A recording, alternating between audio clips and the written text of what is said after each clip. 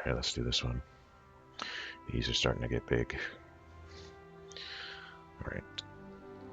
Halfway across when the fun stopped. So this is the 30th, so that's the third day of the battle. 2:45.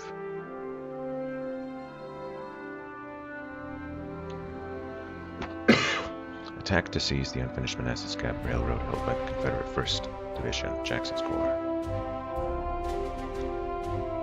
So you've got Roberts or Butterfield. Okay, so now I'm the commander of 5 Corps. So that's Butterfield with 1st Division, Sykes with 2nd Division. Okay. Situation: you are Major General Fitz John Porter. Your corps arrived in the vicinity of the 2nd Manassas battlefield yesterday and participated in a day-off face-off with elements of Major General James Longstreet's corps, right-wing Army of Northern Virginia. No engagement transpired. Major General Pope is very disappointed in the performance of your corps to date and suspects you are dragging your feet as part of an Army of the Potomac cabal to unhinge his plans. Whether his belief is true or not, this is your opportunity to make amends and strike a blow for the Union cause. Intelligence indicates that Jackson may be in the process of withdrawing from the field. Yours are the freshest troops available. A vigorous pursuit will send them packing. Take command. So, this part, Longstreet's corps. I don't think that's correct. It should be Jackson's corps.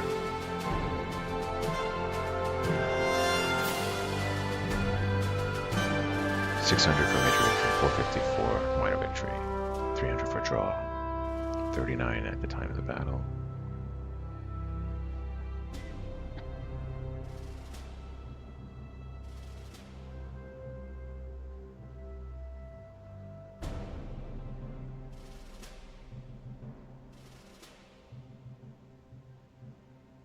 Accused and found guilty by court-martial for his part in Second Bull Run. Really? That's interesting. I want to look that up.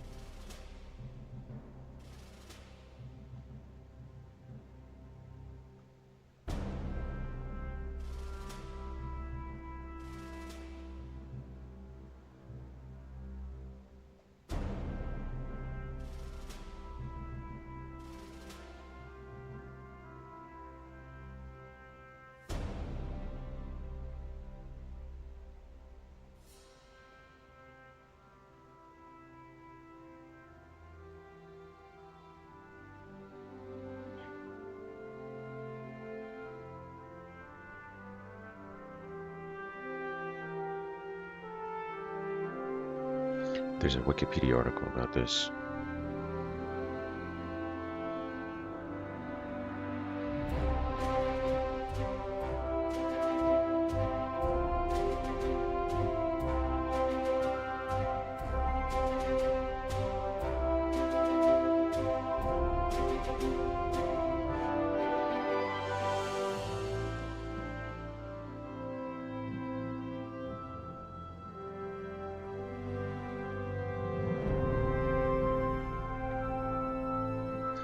So it says, Porter was a career Army officer from a family of famous naval officers, including his cousins David Farragut and David Dixon Porter, the first 4-star admirals in the United States Navy.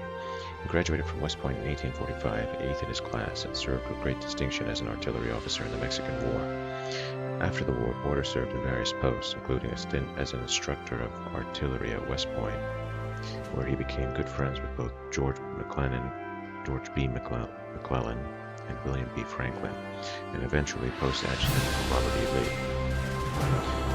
As tensions increased in 1860, Porter traveled to threatened locations in the South in order to prepare for the upcoming conflict, including Charleston, South Carolina, where he advised Major Robert Anderson be placed in charge of the defenses, and that they be consolidated at Fort Sumter. When war broke out, he initially served on the staff of Major General Robert Patterson, but when his old friend McClellan was asked to take charge of the Army of the Potomac, he was transferred to command a division at the new commander's explicit request. When McClellan took the Army of the Potomac south with the Peninsula Campaign, he reorganized the 2nd, 3rd, and 4th Corps to create 2 new provisional units, the 5th Corps under Porter and the 6th Corps under Franklin. McClellan trusted his old friends much more than the other corps commanders and wanted subordinates he considered loyal. He relied in particular on Porter, who often acted as his surrogate on the battlefield during McClellan's frequent absences. One such instance, the Battle of Malvern Hill, especially cemented Porter's reputation as a superb commander on the battlefield. Porter's command at the Second Battle of Bull Run. After the failure of McClellan's Peninsula Campaign, Porter's corps was one of the corps reassigned to the Army of Virginia under Major General John Pope. Porter shared his commander and friend's dislike for Pope, both personally and professionally. As he moved his corps into position at Aquia Creek near Fredericksburg, Porter sent a number of telegrams to Major General Ambrose Burnside complaining about Pope's poor leadership and handling of the army. Burnside, who along with many others shared Porter's low opinion of Pope's abilities, forwarded these communications to McClellan, General-in-Chief Henry Halleck, Secretary of War Edwin Stanton, and President Abraham Lincoln. Halleck, Stanton, and Lincoln were not pleased, since Pope had been their choice to lead in an attempt to sideline the uncooperative McClellan. The President was especially displeased, since Pope was a personal friend. The Major General commanding directs that you start, so this is a message from John Pope. The Major General commanding directs that you start at 1 o'clock tonight and come forward with your whole corps. Hooker has had very severe action with the enemy, and the enemy has been driven back but is retiring along the railroad. We must drive him from Manassas and clear the country between that place and Gainesville, where McDowell is. It is necessary on all accounts that you should be here by daylight.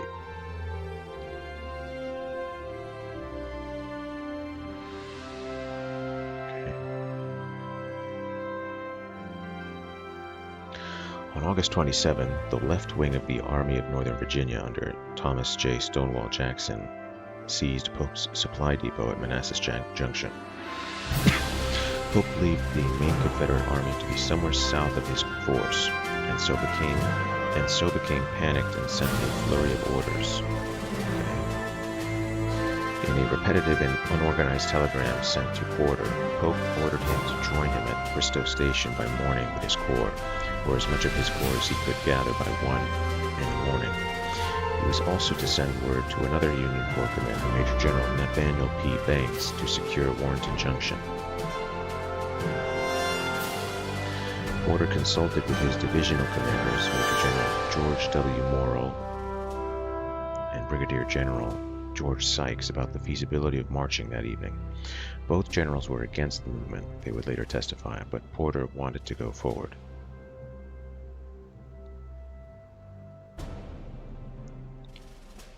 Morrill and Sykes were finally able to convince Porter that the way was too dark, and they were too unsure of the location of the Confederate forces in order to move in the dark, and the order to move at 1 a.m. was disregarded, and instead the 5th Corps moved to Bristow Station the morning of August 28.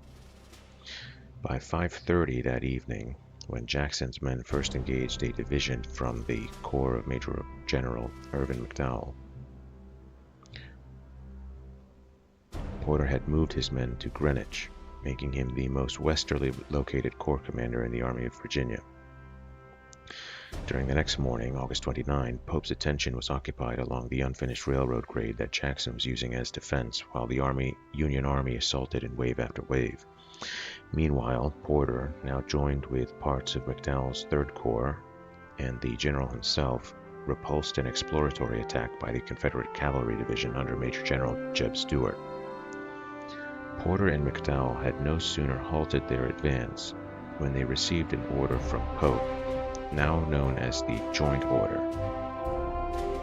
Historian John J. Hennessy described the order as a masterpiece of contradiction and obfuscation that would become the focal point of decades of wrangling.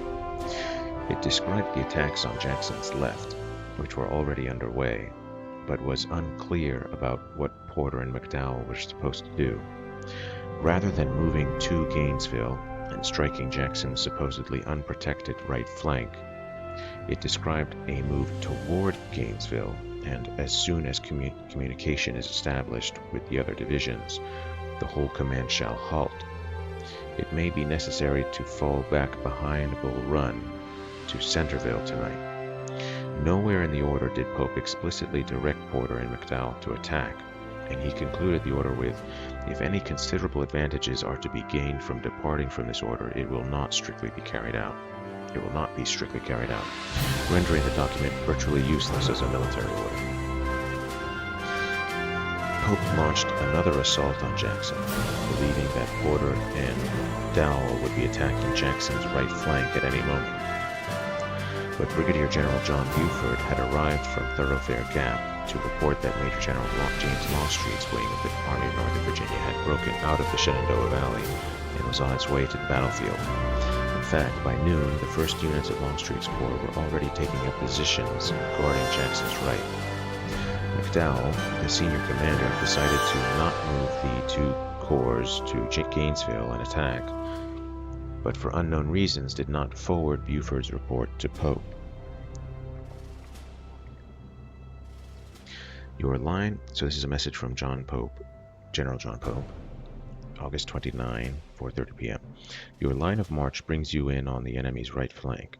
I desire you to push forward into action at once on the enemy's flank, and if possible, on his rear, keeping your right in communication with General Reynolds. The enemy is massed in the woods in front of us, but can be shelled out as soon as you engage their flank. At 4:30 p.m., Pope, frustrated that no attack was occurring on Jackson's right flank, and still unaware of Longstreet's presence, despite numerous reports of a large Confederate force forming west of his position, sent an explicit order to attack by way of his nephew.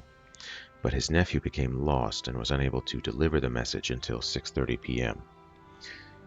Even had the message been on time, it was impossible for Porter to move forward and attack Jackson's right flank and maintain contact with Brigadier General John F. Reynolds' division of McDowell's corps. To attack would place the 5th Corps on one side of Longstreet's corps and Reynolds on the other. Porter again ignored Pope's orders, and Pope again assumed Porter was attacking and launched a costly attack on Jackson's left flank. During the attack, McDowell finally delivered Buford's report to Pope, who then had to acknowledge that Longstreet was on the battlefield. When the attack failed, Pope sent explicit orders to Porter to march his corps to the main battlefield and meet with him personally. Porter did so, but sent one of his brigades to Centerville. That night, Pope convened his generals, and they argued about the Confederates' intentions. Pope insisted that Longstreet had arrived only to help cover Jackson's retreat. Porter maintained that Jackson was still well entrenched and determined to fight, but McDowell claimed to be unable to find evidence that Jackson's corps was holding position. Pope ordered another large-scale assault on Jackson the next day, with Porter's corps leading the attack. On the morning of August 30th, Porter organized his corps for the assault, but it took them 2 hours to organize and begin advancing.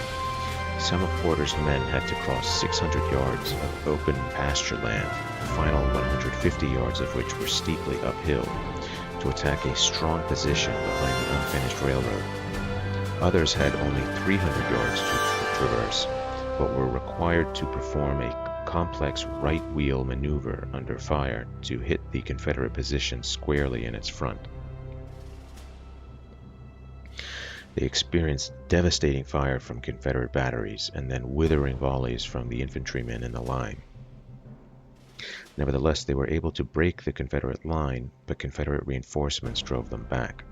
In what was arguably the most famous incident of the battle, some Confederate brigades fired so much that they ran out of ammunition and resorted to throwing large rocks. To support Jackson's exhausted defense, Longstreet's artillery added to the barrage against Union reinforcements attempting to move in, cutting them to pieces. As the 5th Corps fell back, Longstreet launched a counterattack, sweeping Pope's whole army back and threatening to rout it. A bold defensive by several brigades on Chin Ridge, then of Henry Hill, was all that enabled the Union to stabilize the situation and retreat from Manassas in an orderly fashion. Okay, let's look at this court-martial. This is interesting. Well, this is quite a long section. Okay, well, let's see what the court-martial is for. After the battle, Pope was relieved of command, and his corps were merged into McClellan's Army of the Potomac. Pope was sent to Minnesota to command U.S. forces in the Dakota War of 1862, but kept up a correspondence with his allies in Washington. McClellan, meanwhile, led his army to a victory over the Army of Northern Virginia at the Battle of Antietam, but failed to rout them, in part because he was too nervous to commit Porter's 5th Corps to battle after the general is said to have warned him, "Remember, General, I command the last reserve of the last army of the Republic." In the weeks following the battle, McClellan failed to take any decisive action, and Lee's army slipped back into Virginia to regroup and fight again.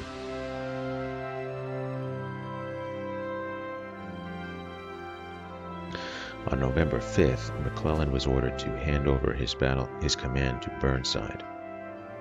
3 weeks later, on November 25th, without the protection of his friend as commander of the army, Porter was arrested and relieved of command. Interesting.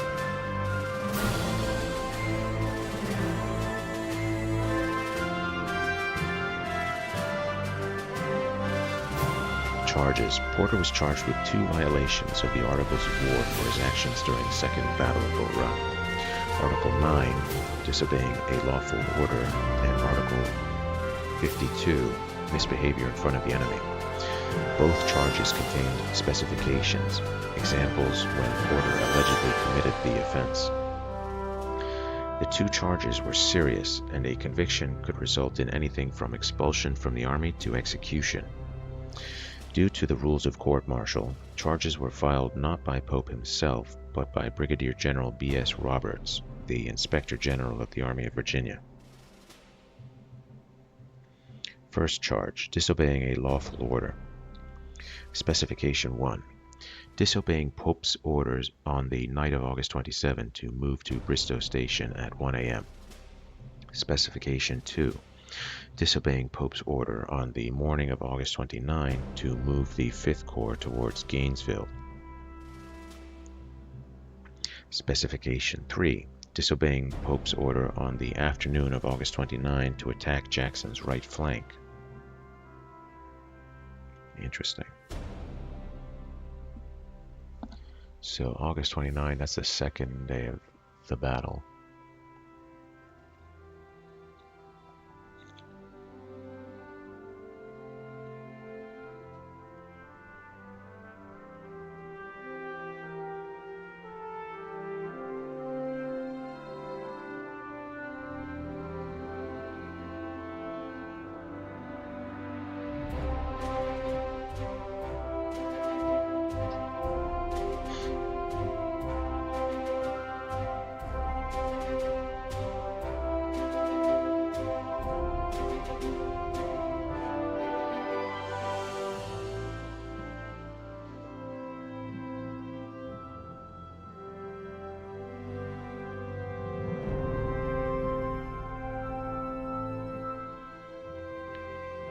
So, disobeying Pope's order on the night of August 27 to move to Bristow Station at 1 a.m.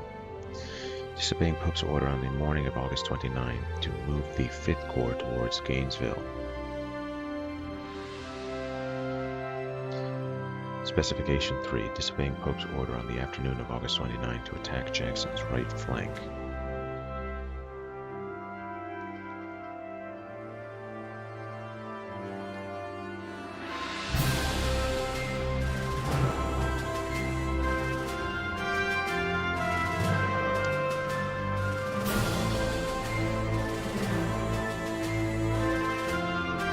Specification 4. Disobeying Pope's further order on the evening of August 29 to commence an attack on Jackson's right flank immediately. Specification 5. Sending one brigade to Centerville on the night of August 29 in disobedience of Pope's orders to bring his entire corps to the battlefield. Second charge, misbehavior in front of the enemy. Specification 1, not engaging, nor making any effort to engage, Jackson's right flank, as ordered on the afternoon of August 29, but instead falling back. Specification 2, falling back on August 29, while in earshot of the battle and knowing his corps was needed, without even attempting to ascertain the strength of the enemy.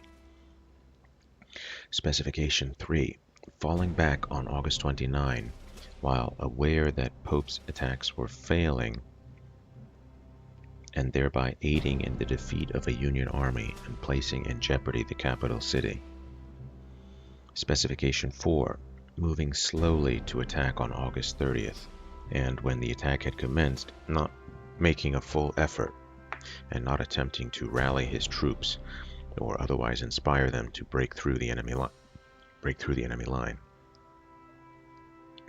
In the first charge, Pope, through his Inspector General, was trying to prove that Porter's failure to follow his orders resulted in the situation which gave the Confederates the upper hand on the battlefield. Of particular importance to Pope was the assertion that if Porter had moved at 1 a.m. as ordered, Longstreet would have been unable to take up the close position on Jackson's right flank, and then the Confederates behind the unfinished railroad grade might have been dislodged. This also helped draw attention away from Pope's failure to acknowledge the reality of Longstreet's corps' arrival to the battlefield, though the general would continue to deny that the 2nd Confederate Corps had arrived until the evening of August 29.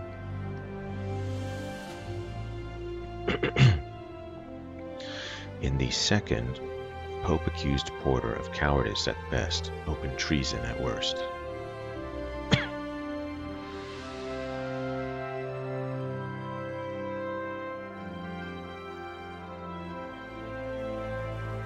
Okay, well, that's what the court-martial was for.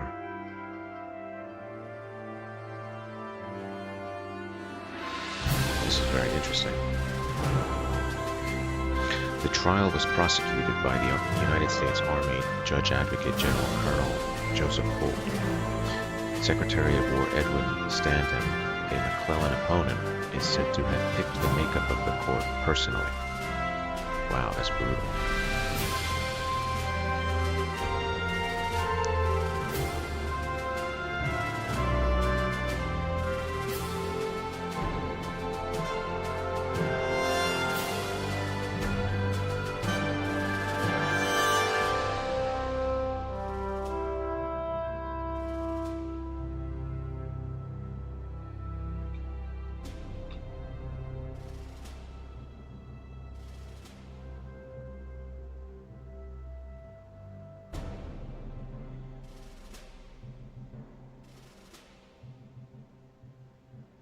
Wow, so this attack is a really big deal. So this scenario is covering this scenario is covering the attack that really got, or one of the things that got Porter court-martialed.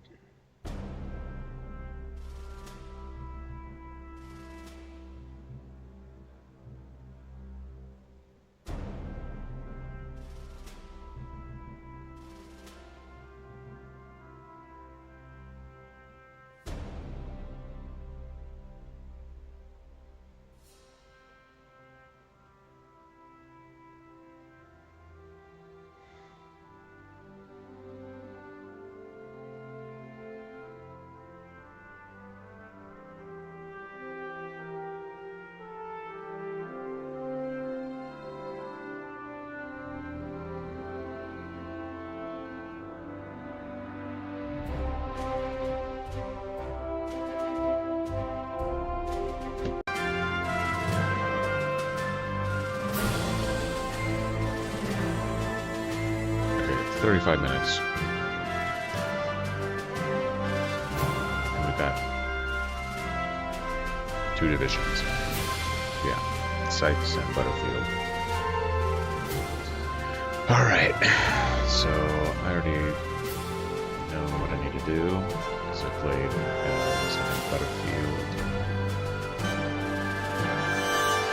but it might be annoying.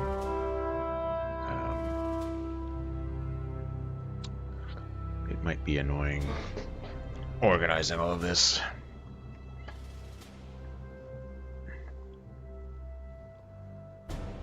Okay.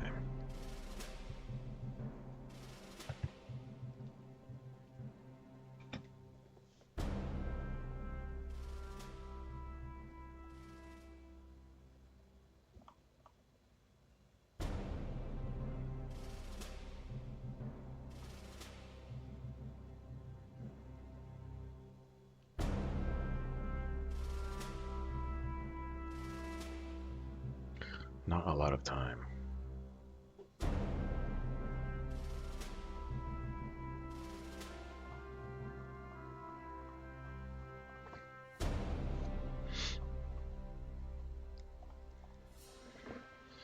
(2:45), so it's going to end at 3:20 p.m. Not a lot of time at all.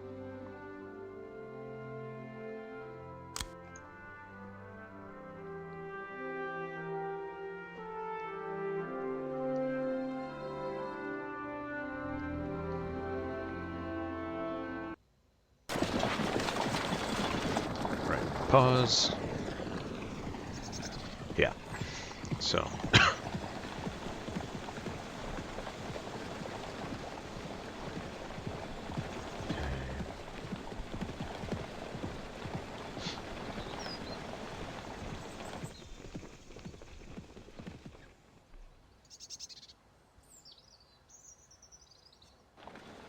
So we are going to attack here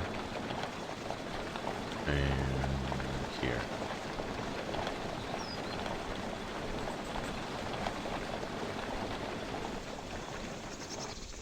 Something like that.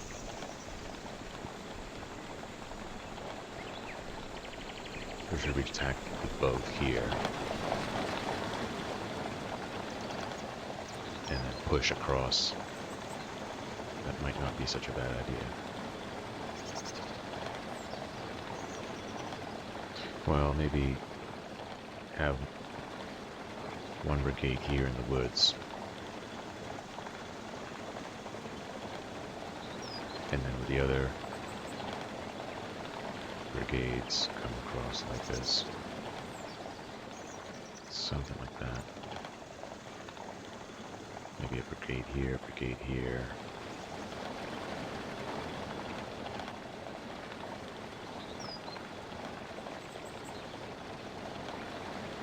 Punch through here, something like that. Oh boy, a lot of guys. Let's not mind it.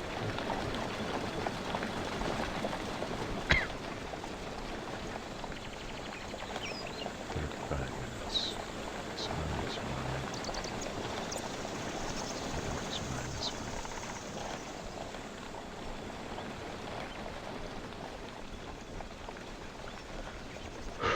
Butterfield and Sykes.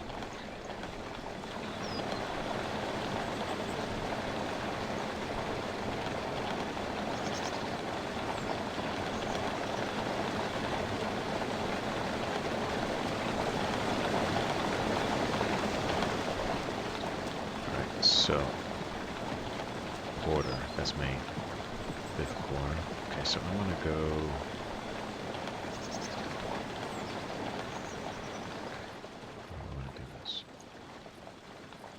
This Warren and the 3rd Brigade. Where are these guys?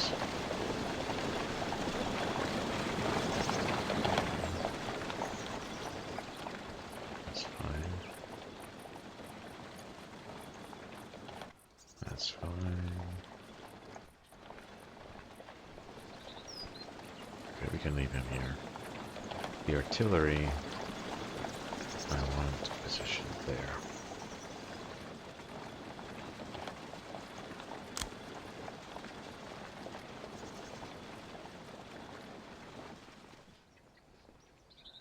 And let's do it.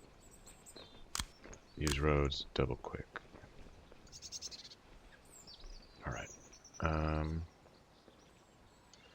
These guys are fine. We can leave them there.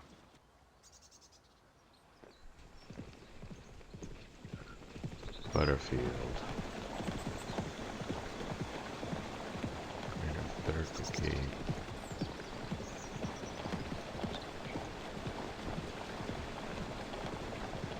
Okay, there's John Pope. There's John Porter.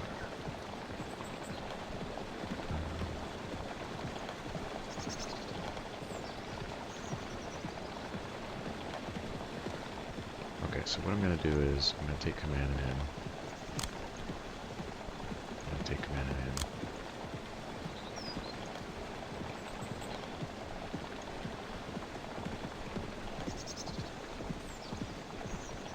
Going to order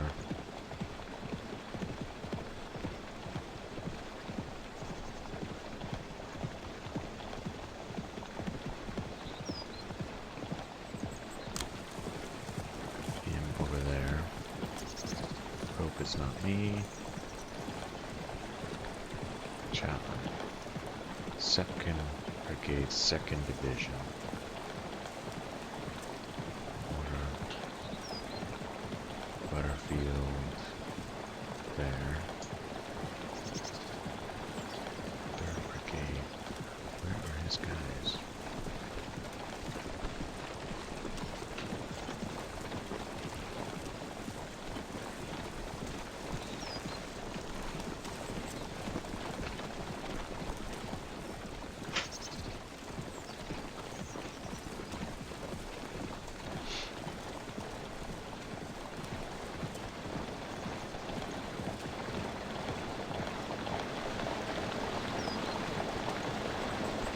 Okay, we've got a few artillery batteries. Quite a few. So I'm going to order them to the same place. Over here.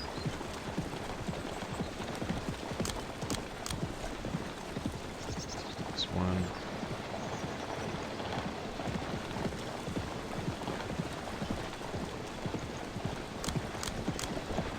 This two.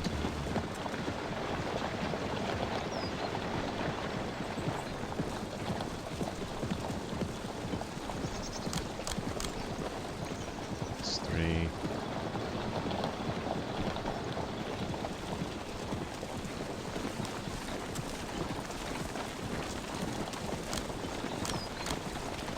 This 4.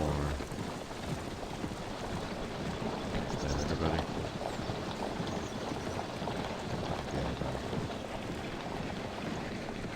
These are not mine. 3rd Corps. Oh, 5th Corps.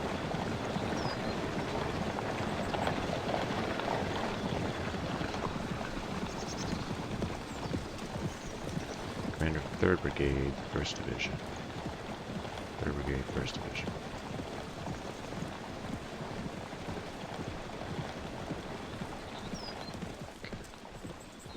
Whatever.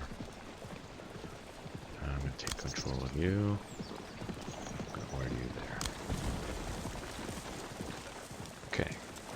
So, that plan is all going as it was before. Order, I'm going to reposition you over here.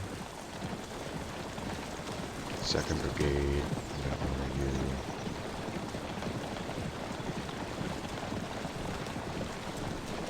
here.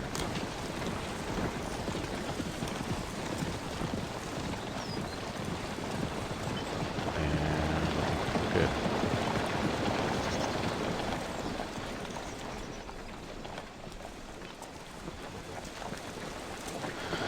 Good. So now we're just waiting for the rest of the 2nd Division to arrive. And as they arrive, oh, here we go, orders. Dogan's Ridge, Pope. Pope, it's not on Dogan's Ridge, Pope is with me. General Porter, it is uncertain whether Jackson is retiring from the field or staying for another fight. We must get him to show his hand. Attack with your corps and seize the west-left objective on the unfinished railroad. General Hatch's division of the 3rd Corps will support your right by attacking to seize the center objective.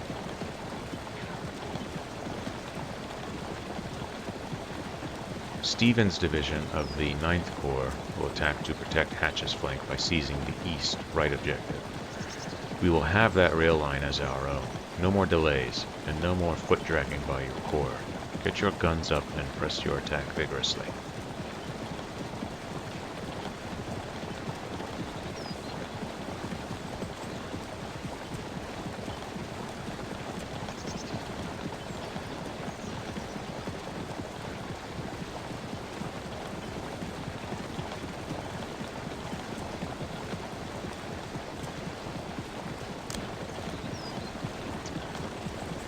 Well, those orders are pretty clear, but it would be a mistake to attack across this open field with all of that artillery. It's maybe not a terrible idea to have them form up here to kind of fix the enemy so they can't reposition. You know, you maintain the threat of advancing. But you maybe you could do that with a brigade, one brigade. You don't need a whole corps to do that.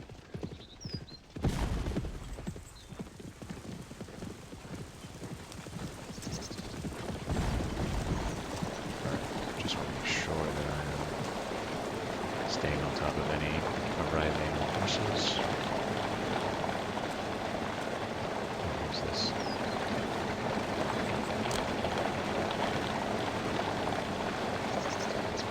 Sites. Second division. Oh, okay, so second division's already on the field. So check my battle.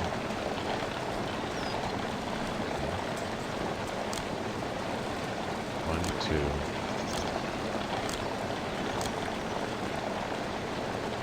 Only 2 brigades.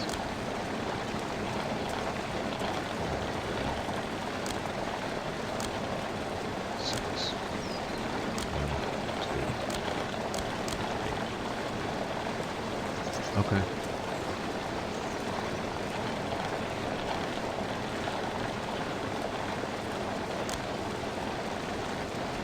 So I only have five brigades. Well, 5 brigades. A brigade is a regiment. Okay.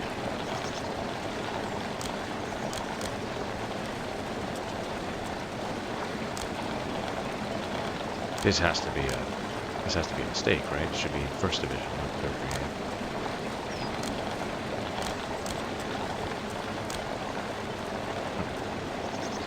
Well, let's make sure that I'm getting things into this. 1st Brigade, 1st Division.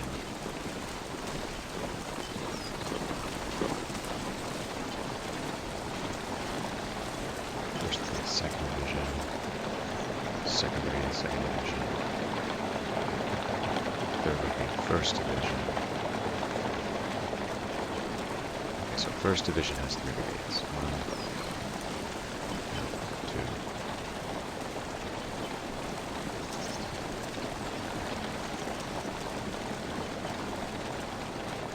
So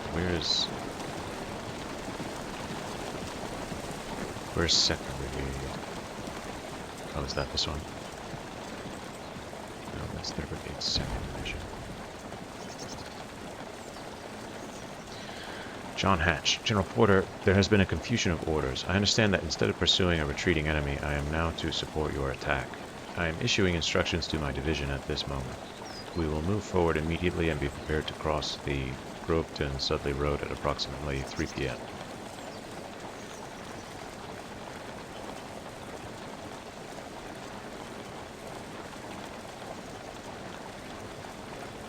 John Hatch, 1st Division, 3rd Corps.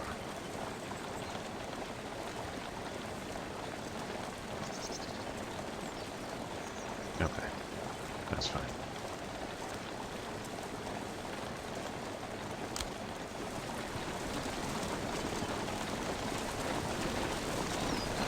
Okay, I need to understand.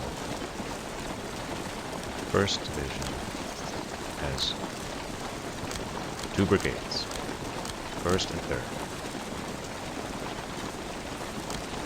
2nd Division has 3 brigades. 1st, 2nd, and 3rd. So the 1st Brigade has the 1st and 3rd Division. 1st and 3rd Brigade. Okay, so that's the 1st Brigade.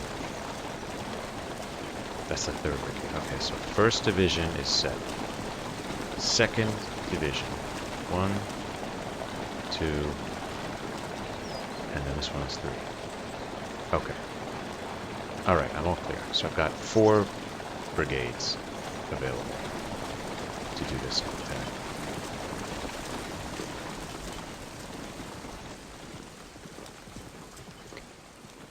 So these guys, that's fine. That's fine. That's all fine, yeah. Okay. Do I want to attack in force here? Let's see what the points are. 1 minute 10. 1 minute 10. 1 minute 15.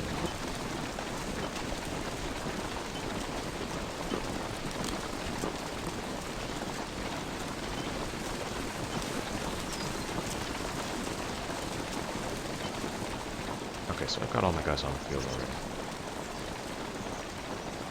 That's fine. So I think what I'm going to do is I'm going to have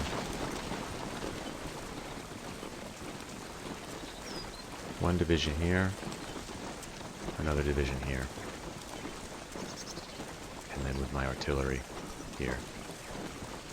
Something like that. I think that sounds right.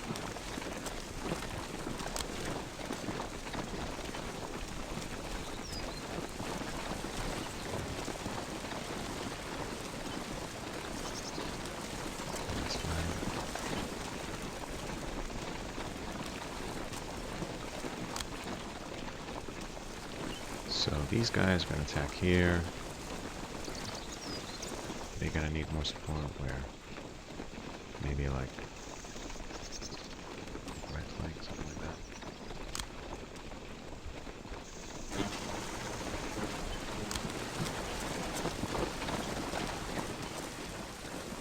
What's that?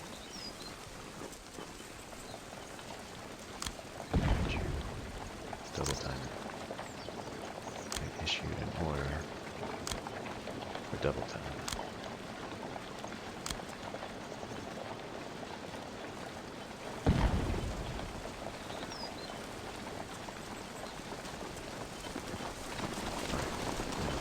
You guys.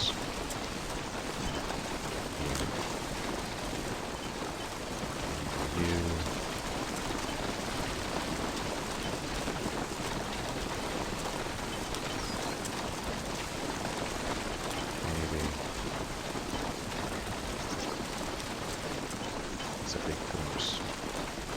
Don't want my people exposed.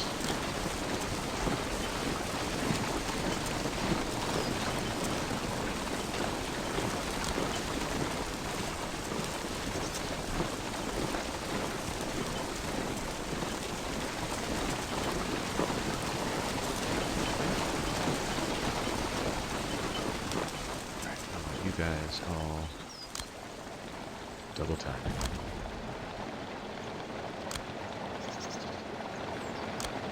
Double time, guys, double time. Not a lot of time.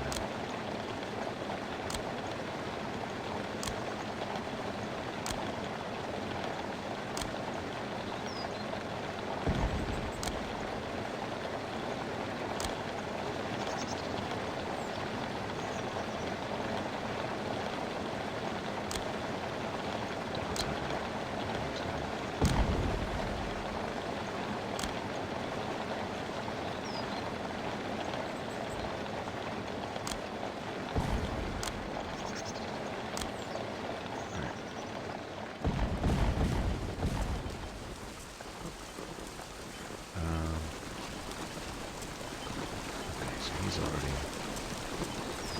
into position. That's fine.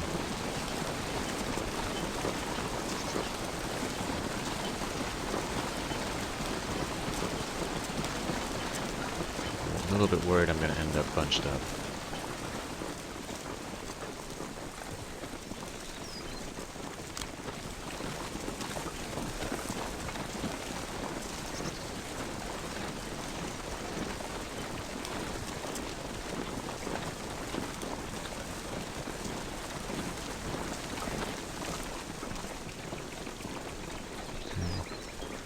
Butterfield. Okay, sweet. So we've got position on that one. That's good.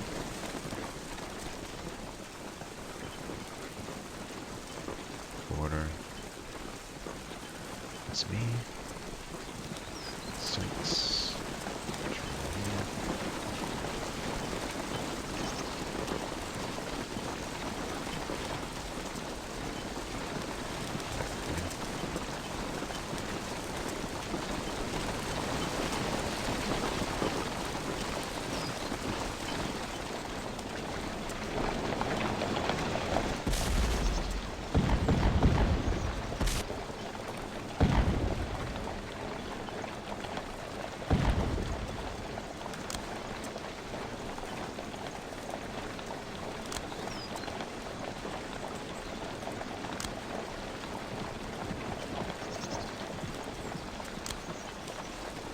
This to me seems unrealistic. Like, I doubt that the real path was this broad, that you could fit this many guns on it.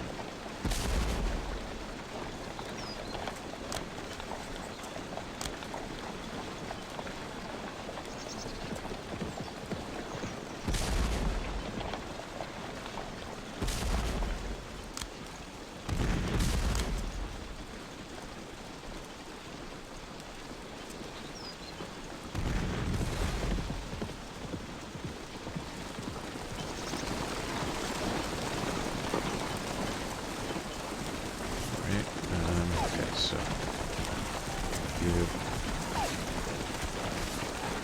there,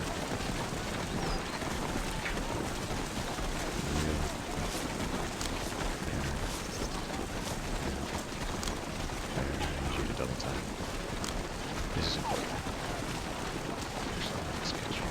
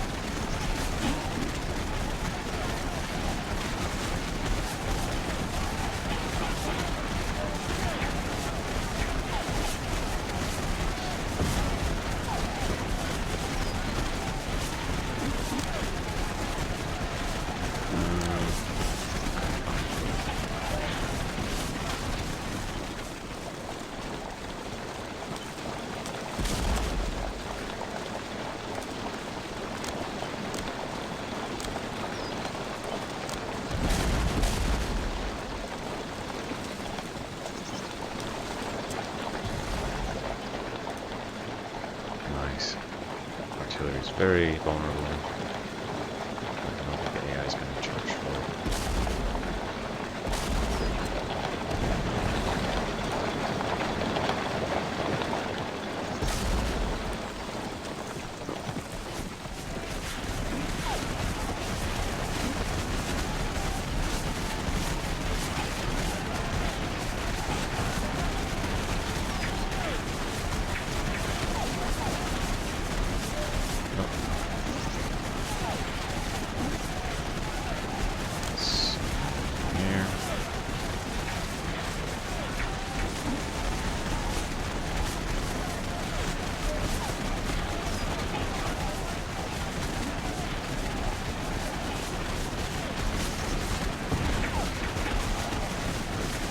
Alright, I don't want to wait anymore.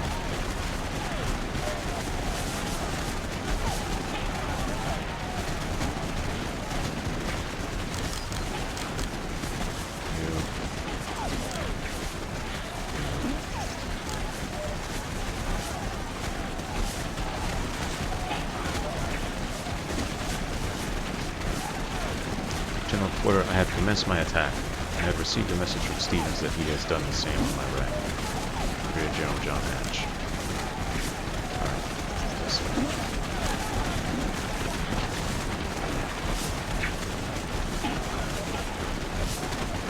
There we go. That's what I like to see. You.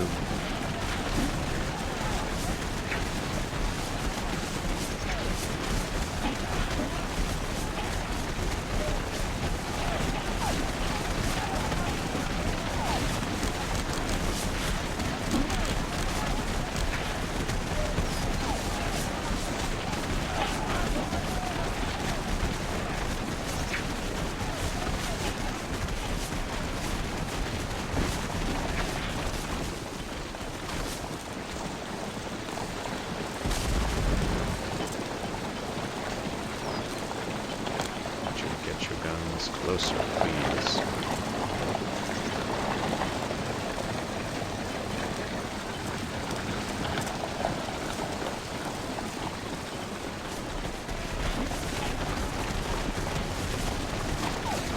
This is all looking very good.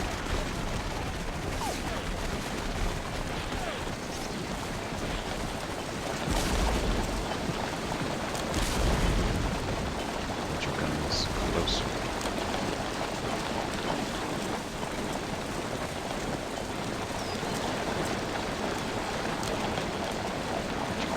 Closer.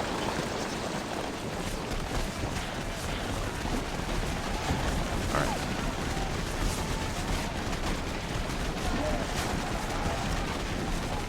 Now, I have possession. I'll leave one brigade here to maintain possession.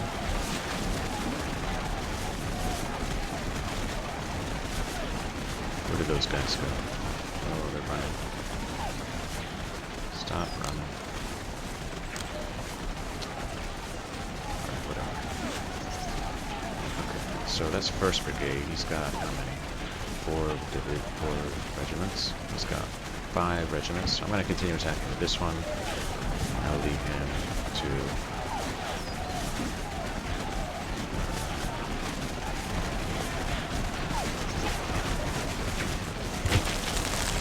There we go.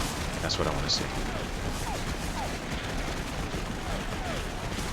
Okay. 3rd Brigade. I need to go into these woods here. You.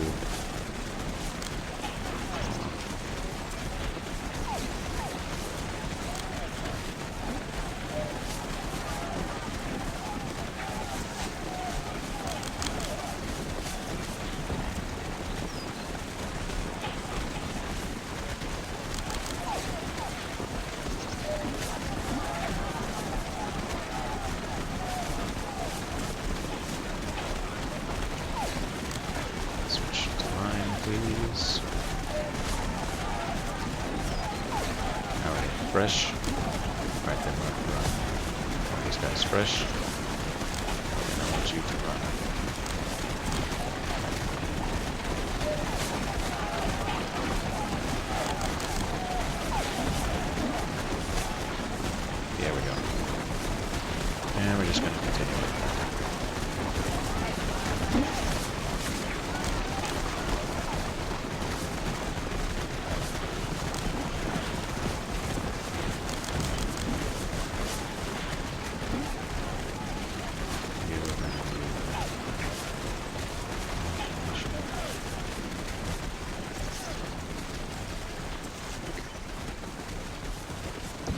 Butterfield. No, what are you doing? Column.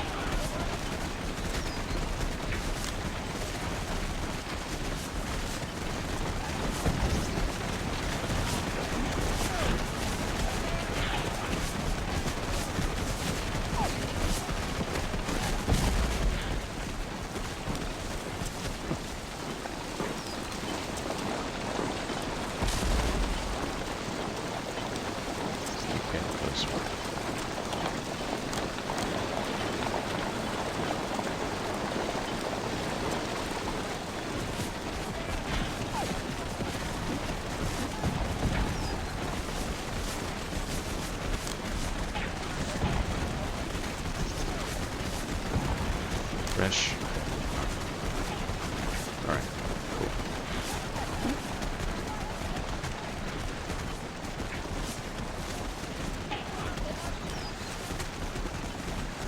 That's fine. Just want to make sure to hold on to... Does Butterfield need to? That's fine, Butterfield can stay here.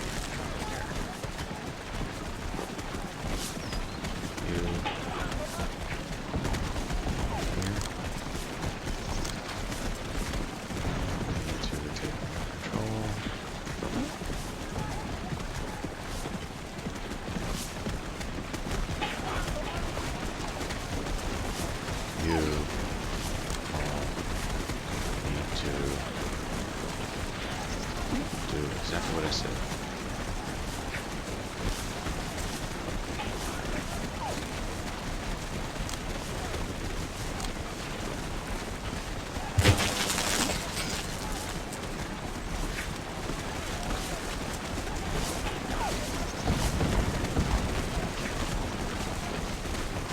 We're going to continue.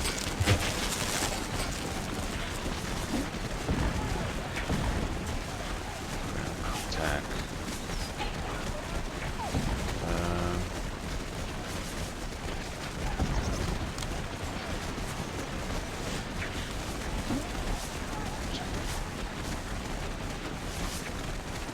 This is gonna collapse. Just gonna keep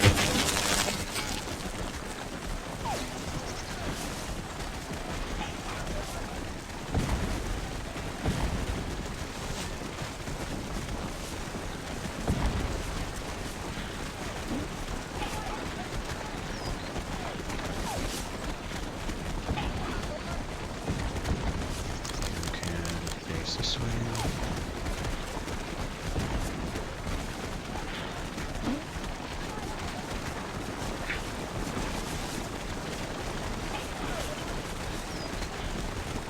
What's my score at? Sykes. Border. 300. Okay. It's not too bad. Not too much time left.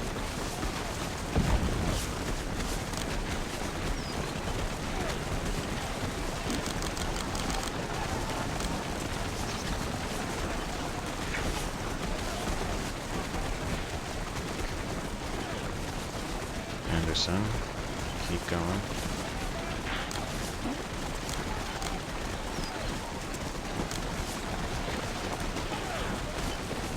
Cannon, if you would please. Alright, let's keep moving these guns up.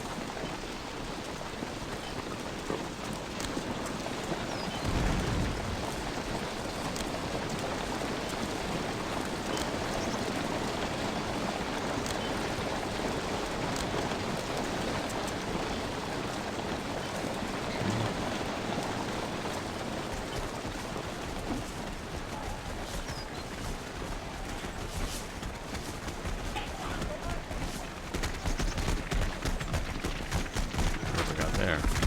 More guys. Interesting.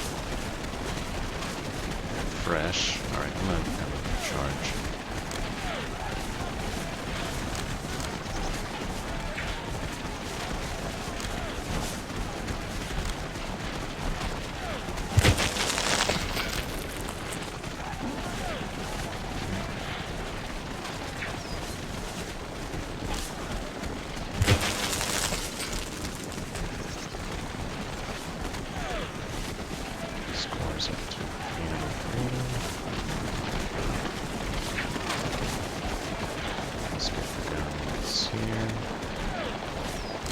Please. Let's go. Let's get the guns here.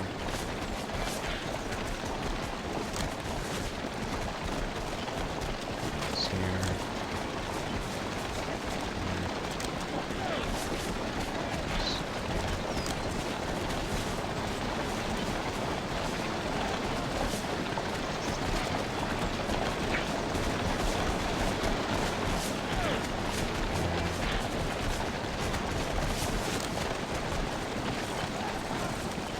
So let's have you march here so you don't block the beats. Let's have you march here.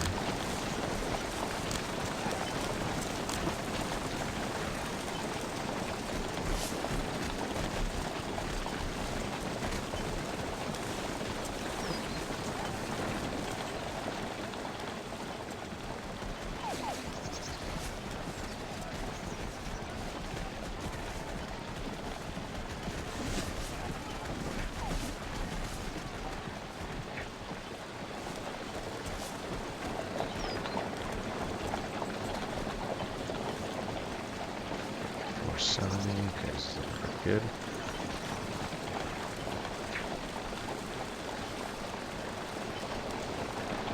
This is ridiculous. Okay, we're gonna have you march over here.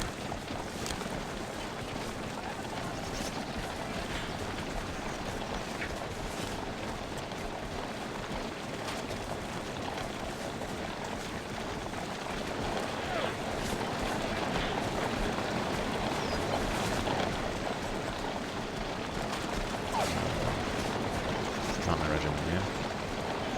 What happened? Retreating. Oh, they're probably taking fire. Shoot.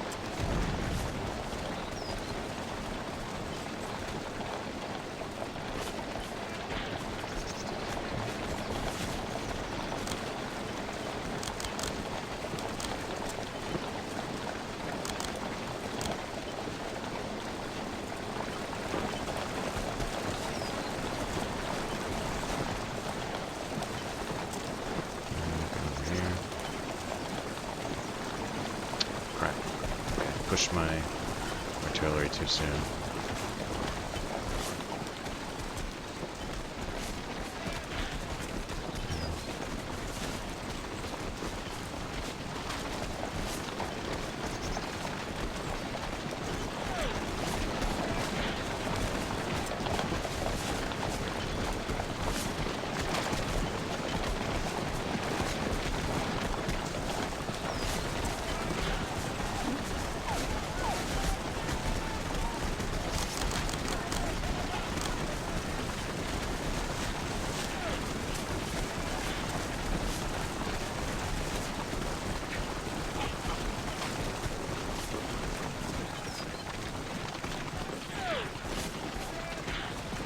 Sorry, guys.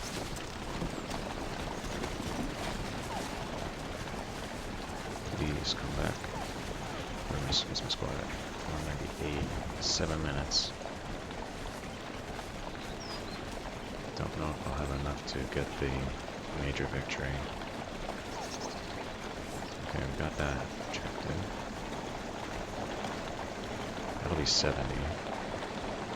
80 points or 60 points.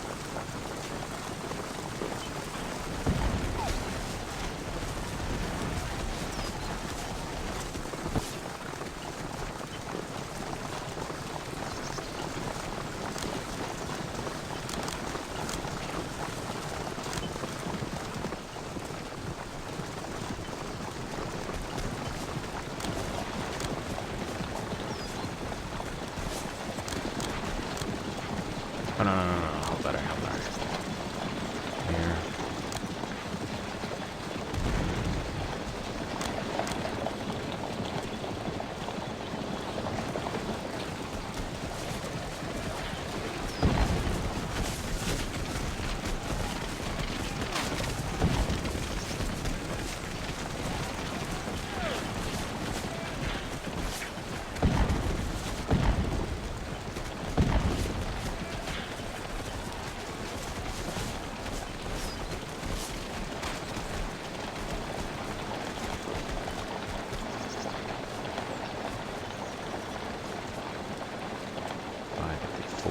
Okay, I think I got enough for the major victory.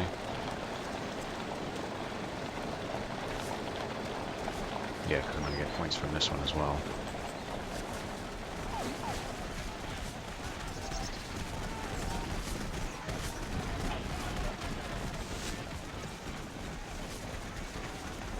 You can go here.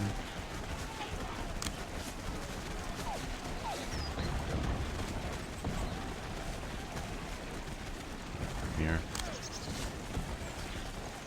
You can go here.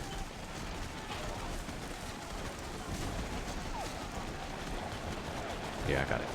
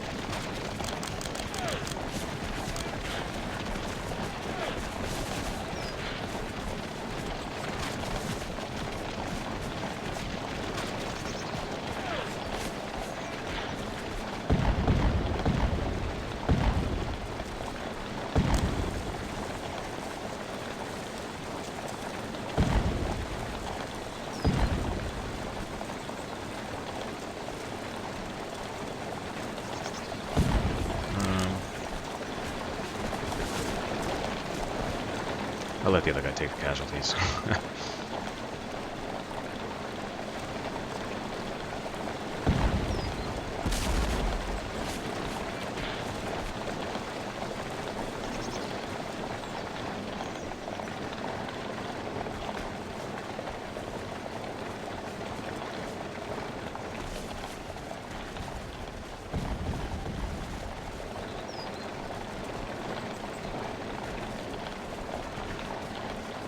625, I got it. Major victory.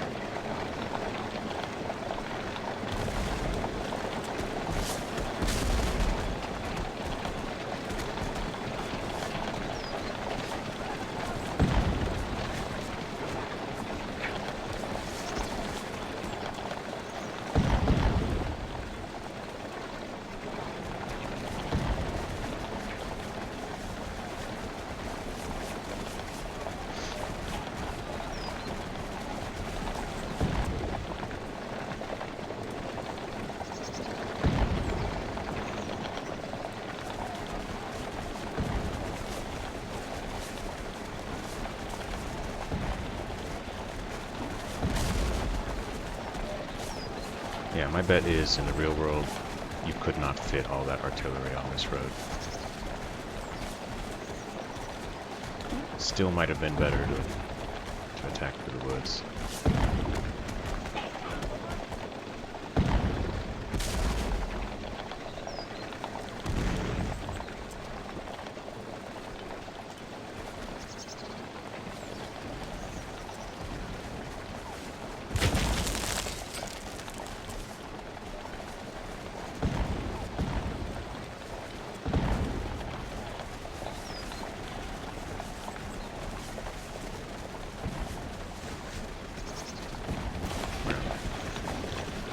Butterfield.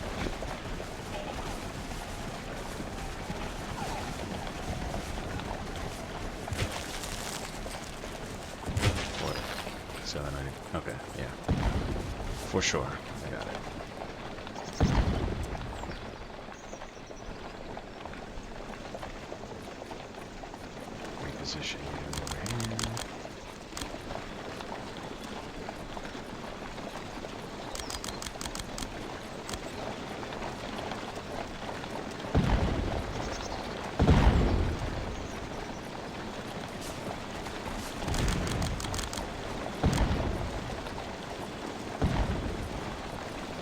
More guns over there. Wow. A lot of guns.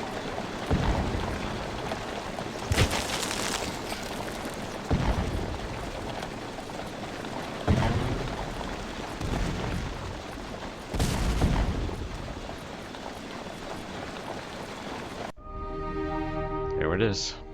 Major victory.